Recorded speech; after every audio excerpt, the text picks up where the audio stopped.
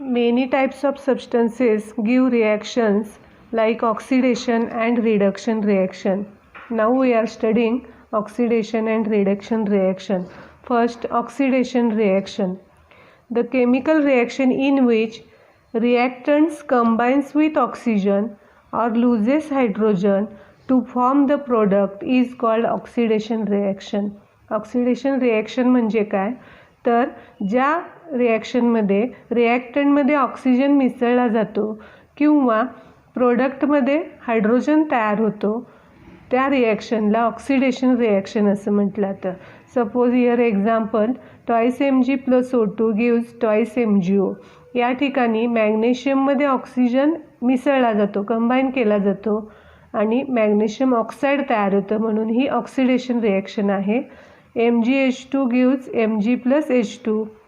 MgH2 मधून Mg + H2 म्हणजे hydrogen जो आहे हा याच्यातून बाहेर टाकला जातो, याला ऑक्सिडेशन रिॲक्शन म्हटलं जातं. म्हणजे लक्षात काय ठेवायचं तर ऑक्सिजन ॲड केला जातो किंवा हायड्रोजन रिमूव्ह केला जातो, याला ऑक्सिडेशन रिॲक्शन असं म्हटलं जातं. Chemical substances in which they bring about an oxidation reaction by making oxygen available are called oxidizing agents. Oxidizing agent कुणाला म्हटलं जातं तर जे रासायनिक पदार्थ ऑक्सिडेशन क्रिया घडवून आणतात त्यांना ऑक्सिडायझिंग एजंट असं म्हटलं जातं. असे जे रासायनिक पदार्थ आहेत की रासायनिक अभिक्रिया घडवून आणण्यासाठी ऑक्सिडेशन घडवून आणण्यासाठी उपयोगी पडतात त्यांना ऑक्सिडायझिंग एजंट म्हणतात. Example oxidation of ethyl alcohol. Ethyl अल्कोहोलच्या ऑक्सिडेशनमध्ये या ठिकाणी ॲसिडिक पोटॅशियम डायक्रोमेट K2Cr2O7 म्हणजे पोटॅशियम डायक्रोमेट जे आहे ॲसिडिक हे वापरलं जातं आणि यापासून मग ॲसिटिक ॲसिड तयार होतं. म्हणजे पोटॅशियम डायक्रोमेटमुळे इथाइल अल्कोहोलचं ऑक्सिडेशन होऊन ॲसिटिक ॲसिड तयार होतं याच्यामध्ये आणि म्हणून K2Cr2O7ला ऑक्सिडायझिंग एजंट म्हटलं जातं. Next reaction twice KMnO4 + 10 FeSO4 + 8 H2SO4 gives K2SO4 + twice MnSO4 + 5 Fe2SO4 thrice and 8 H2O. या अभिक्रियेतून आपल्याला काय बघायचं आहे फक्त तर कोणता केमिकल ऑक्सिडंट आहे याच्यामध्ये, कशाच्या सहाय्याने ऑक्सिडेशन घडून येतं तर KMnO4 पोटॅशियम डायक्रोमेट जो आहे याच्या सहाय्याने कुणाचं ऑक्सिडेशन घडून आलं तर FeSO4चं. कुणाचं ऑक्सिडेशन घडतं या ठिकाणी FeSO4चं ऑक्सिडेशन घडून Fe2SO4 थ्राईस याच्यामध्ये तयार होतं. आणि ही जी रिॲक्शन जी आहे आयोनिक रिॲक्शन असती याच्यामध्ये FeSO4मध्ये फेरसचं रूपांतर फेरिकमध्ये होतं. ही रिॲक्शन ऑक्सिडेशन आहे म्हणजे Fe2+ पासून Fe3+ 3 पॉझिटिव्ह आयन तयार होतात. म्हणजे याच्यामध्ये पॉझिटिव्ह चार्ज इन्क्रीज होतो. पॉझिटिव्ह चार्ज इन्क्रीज झाला म्हणजेच एक इलेक्ट्रॉन त्यातनं लूज होतो आणि म्हणून ऑक्सिडेशन रिॲक्शनची अजून एक डेफिनेशन आपल्याला काय करता येईल. Oxidation means losing 1 or more electron. म्हणजे ऑक्सिडेशन म्हणजेच एक किंवा अधिक इलेक्ट्रॉन त्यातून लूज करणे, बाहेर टाकणे, यालाच ऑक्सिडेशन असं म्हटलं जातं. म्हणजे या सगळ्या रिॲक्शनवरून फक्त काय लक्षात ठेवायचं तर ही नवीन डेफिनेशन लक्षात ठेवायची, लूजिंग 1 or more इलेक्ट्रॉन. एक किंवा अधिक इलेक्ट्रॉन लूज केले जातात ऑक्सिडेशन रिॲक्शनमध्येच. म्हणजे ऑक्सिडेशनमध्ये आपण काय काय बघितलं तर reactant combine with oxygen or loses hydrogen or loses 1 or more electron. Then reduction reaction. यानंतर आता रिडक्शन रिॲक्शन. रिडक्शन रिॲक्शन कशाला म्हटलं जातं बघा, याच्यामध्ये the chemical reaction in which reactants gain hydrogen. Reactants gain hydrogen म्हणजे रिॲक्टंट्स हायड्रोजन घेतात और लूजेस ऑक्सिजन किंवा ऑक्सिजन लूज करतात, ऑक्सिजन बाहेर टाकतात. फक्त ऑक्सिडेंटच्या विरुद्ध असणार आहे ही रिडक्शन अभिक्रिया. इथं हायड्रोजन गेन होतात आणि ऑक्सिजन लूज होतात. Suppose NiO + H2 gives Ni + H2O.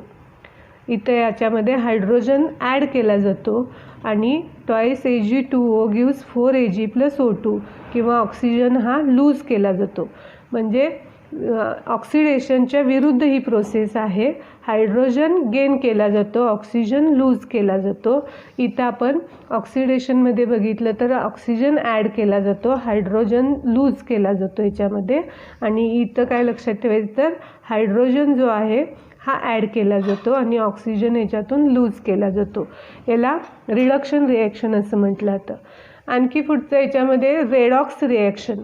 Redox reaction कशाला म्हटलं जातं बघा, इथं आपण जर एक्झाम्पल घेतलं, when hydrogen gas is passed over black copper oxide, copper ऑक्साईडमधून हायड्रोजन गॅस जर पास केला तर आपल्याला reddish coloured layer of copper is form.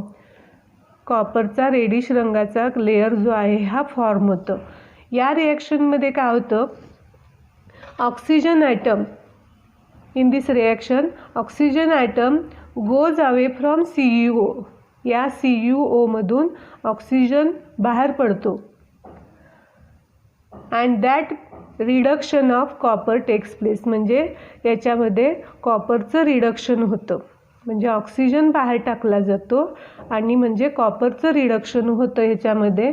आणि त्याचवेळी whereas hydrogen molecule takes up oxygen, हा टाकलेला बाहेर ऑक्सिजन जो आहे हा ऑक्सिजन कोण घेतं तर हायड्रोजन मॉलिक्यूल घेतो. हा ऑक्सिजन प्लस हायड्रोजन, इथं वॉटर मॉलिक्यूल तयार होतो. म्हणजे यामध्ये याचं काय होतं तर हायड्रोजनचं ऑक्सिडेशन होतं, याच्यामध्ये ऑक्सिजन इथं ॲड होतो आणि कॉपरमधून ऑक्सिजन निघून जातो. म्हणजे ह्या कॉपरमधून ऑक्सिजन निघून गेला म्हणजे याचं काय झालं तर रिडक्शन झालं. म्हणजे एकाच वेळी इथं दोन अभिक्रिया झाल्या. पुन्हा एकदा बघा, कॉपर ऑक्साईड मधला जो ऑक्सिजन जो आहे हा ऑक्सिजन निघून जातो म्हणून काय झाली ही रिॲक्शन रिडक्शन. म्हणजे इथं काय होतं, रिडक्शन कशाला म्हटलं तर ऑक्सिजन लूज झाला ह्यातून म्हणून कॉपरचं रिडक्शन होतं, ही रिडक्शन रिॲक्शन झाली. आणि H2 मध्ये हा ऑक्सिजन ॲड होतो म्हणजे ही रिॲक्शन कोणती झाली, ऑक्सिडेशन. म्हणजे ऑक्सिजन ॲड होण्याची जी क्रिया आहे त्याला ऑक्सिडेशन असं म्हटलं जातं. O प्लस H2O आणि CuO मधला O जो आहे हा O निघून गेला, तिथं राहिला Cu, ही रिॲक्शन रिडक्शन झाली. आता ह्या दोन रिॲक्शन जे आहे त्याच्यामध्ये एकाच रिॲक्शनमध्ये oxidation and reduction both reaction occur simultaneously. Thus, oxidation and reduction reaction, both reaction occur simultaneously. The reductant is oxidized by oxidant and oxidant is reduced by reductant, and this is called, due to these characteristics, the reduction and oxidation reaction जी आहे it is represented in a single term. म्हणजे ऑक्सिडेशन रिडक्शन दोन्ही म्हणण्यापेक्षा या दोन्हीचं short form घेऊन रेडॉक्स रिॲक्शन म्हटली जाते. याच्यामध्ये रेडॉक्स रिॲक्शन म्हटलं तर a single term redox reaction is used in place of two terms. Redox reaction equal to reduction plus oxidation. म्हणजे या दोन्ही रिॲक्शन जे आहेत या दोन्ही रिॲक्शन बदली ह्या दोन टर्म वापरण्याऐवजी एकच टर्म इथं रेडॉक्स वापरलेली आहे. का तर याच एकाच रिॲक्शनमध्ये दोन्ही क्रिया घडून येत असतात, ऑक्सिडेशन पण घडते आणि रिडक्शन पण रिॲक्शन जी आहे ही याच्यामध्ये घडून येत असते म्हणून याला रेडॉक्स रिॲक्शन असं म्हटलं जातं. Then corrosion reaction. करोजन कशाला म्हटलं जातं बघा, क्षरण क्रिया. याच्यासाठी एक ॲक्टिव्हिटी आहे, place 4 test tube in test tube stand. 2 test tube घ्यायचे आहेत. आता याच्यामध्ये in 1 test tube take some boiled water and put and oil layer. याच्यामध्ये बॉइल्ड वॉटर घ्यायचं आणि त्याच्यावरती ऑइल लेअर जो आहे हा ऑइल लेअर त्याच्यावरती सोडायचा आहे. याच्यामध्ये take some salt water in another test tube. Salt सोल्युशनचं वॉटर घ्यायचं आहे, मिठाचं द्रावण घ्यायचं आहे एका टेस्ट ट्यूबमध्ये. Let there be only air in 3rd test tube. एका टेस्ट ट्यूबमध्ये नुसता एअर ठेवायचे, म्हणजे कायच त्याच्यामध्ये लिक्विड वगैरे घालायचं नाही आहे, नुसता एअर ठेवायचे आहे.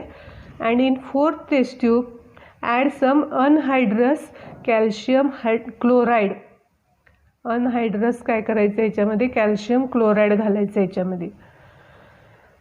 आता काय करायचं आहे, take a small iron nail in every test tube. या सगळ्या टेस्ट ट्यूबमध्ये स्मॉल आयर्न नेल टाकायचं आहे, लोखंडी खिळा याच्यामध्ये टाकायचा आहे. Close the 4th test tube with rubber cork. हे 4थी टेस्ट ट्यूब जी आहे रबर कॉर्कनं काय करायचे, क्लोज करायचे याच्यामध्ये. फ्यू डेजसाठी असंच हे टेस्ट ट्यूब ठेवायचे. Observe all the 4 test tube after few days.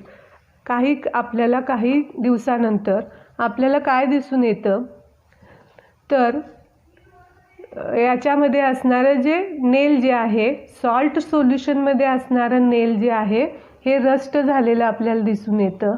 म्हणजे याच्यामध्ये for rusting water and air is necessary. इथं ऑइल लेअर घातला म्हणून इथं एअर मिळालं नाही आहे, इथं एअर मिळाला पण याच्यामध्ये वॉटर मिळालं नाही आहे, आणि इथं काय केलेलं आहे तर एअर पण मिळालं नाही, आणि यातून कॅल्शियम क्लोराईडमधून यानं काय केलेलं आहे तर यातलं वॉटर पण ॲब्सॉर्ब करून घेतलेलं आहे. फक्त इथंच काय झालेलं आहे, आपल्याला सॉल्ट सोल्युशनमध्ये वॉटर पण मिळालेलं आहे आणि एअर पण मिळालेलं आहे, म्हणून हा आयर्न नेल काय झालेला आहे, रस्ट झालेला आहे, गंजलेला दिसून येतो आपल्याला. नवीन जे आपण जे व्हेकल्स बघतो, न्यू व्हेकल्स लुक शायनी, अतिशय चकचकीत त्याचे पार्ट दिसतात. But old vehicles look dull. परंतु जुनी वाहनं बघितलं तर आपल्याला त्याच्यावरती एक प्रकारचा डलनेस दिसून येतो. म्हणजे त्याच्यावरती रेडिश कलर्ड लेअर आपल्याला दिसून येत असते, त्याच्या पार्ट्सवरती रेडिश कलर लेअर तयार झालेली आपल्याला दिसून येत असते. आणि याच्यामध्ये मग this certain type of reddish coloured solid layer collects on metallic surface and this is called rust. This reddish coloured layer on there metallic surface is called rust. त्या पृष्ठभागावरती, धातूच्या पृष्ठभागावरती तांबूस रंगाचा जो थर जमा होतो त्याला रस्ट असं म्हटलं जातं.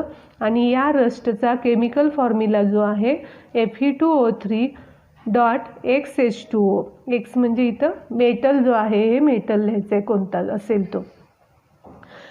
The rust on iron does not form a single reaction. याच्यामध्ये आता कोणत्याही एक रिॲक्शन याच्यामध्ये घडून येत नाहीत, अनेक रिॲक्शन घडून येतात.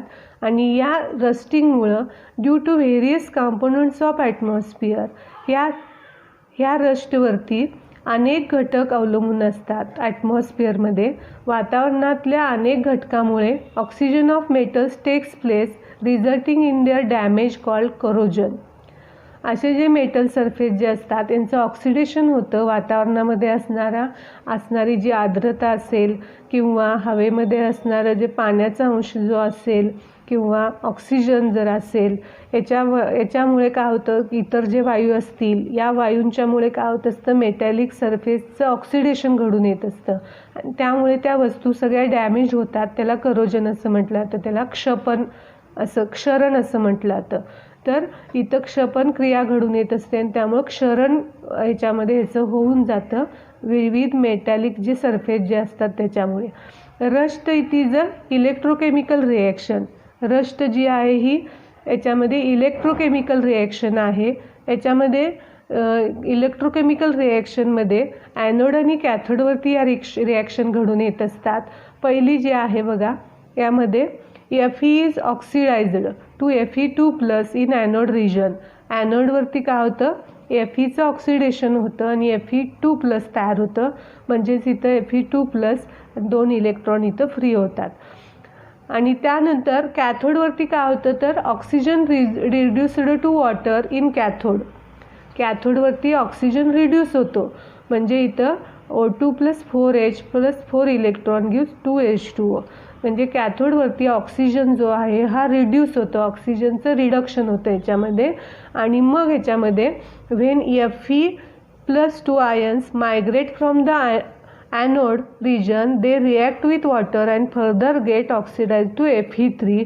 आणि याच्यामध्ये मग रेडिश कलर जे आहे ही जी रिॲक्शन होते Fe3+ जे परत जे आहे रेडिश कलर्ड हायड्रेटेड ऑक्साईड जे आहे, हायड्रेटेड ऑक्साईड इथं फॉर्म होतं याच्यामध्ये Fe2O3H2O. हायड्रेटेड म्हणजे इथं वॉटर मॉलिक्यूल याच्यामध्ये आहे म्हणून.